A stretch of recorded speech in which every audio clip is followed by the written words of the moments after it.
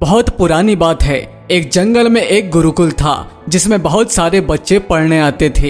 एक बार की बात है, गुरुजी सभी विद्यार्थियों को पढ़ा रहे थे, मगर एक विद्यार्थी ऐसा था जिसे बार बार समझाने पर भी समझ में नहीं आ रहा था। गुरुजी को बहुत तेजी से गुस्सा आया और उन्होंने उस विद्यार्थी से कहा, जरा अपनी हथेली तो दिखाओ बेटा। विद्यार्थी ने हथेली गुरुजी के आगे कर दी। हथेली देखकर गुरुजी बोले, बेटा तुम घर चले जाओ, आश्रम में रहकर अपना समय व्यर्थ मत करो, तुम्हारे भाग्य में विद्या नहीं है। शिष्य ने पूछा, क्यों गुरुजी? गुरुजी ने कहा, तुम्हारे हाथ में विद्या की रेखा नहीं है।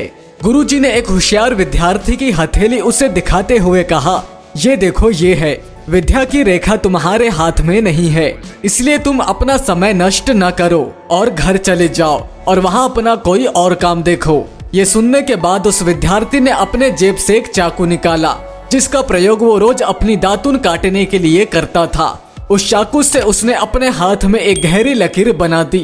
हाथ से खून बहने लगा।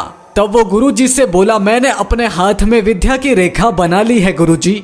ये देखकर गुरुजी द्रवित हो गए और उन्होंने उस विद्यार्थी को गले से लगा लिया। गुरुजी बोले, बेटा तुम्हें विद्या सीखने से कोई ताकत नहीं रोक सकती है।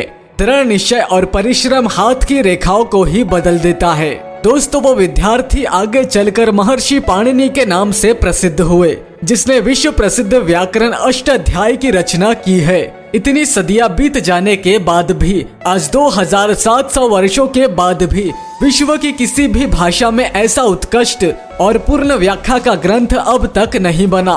तो दोस्तों, इस कहानी की ये शिक्षा है कि लोग चाहे जो भी बोले, हम हर एक को गलत साबित करते हुए अपने लगन और कठिन परिश्रम के दम पर जो चाहे वो सब कुछ हासिल कर सकते हैं।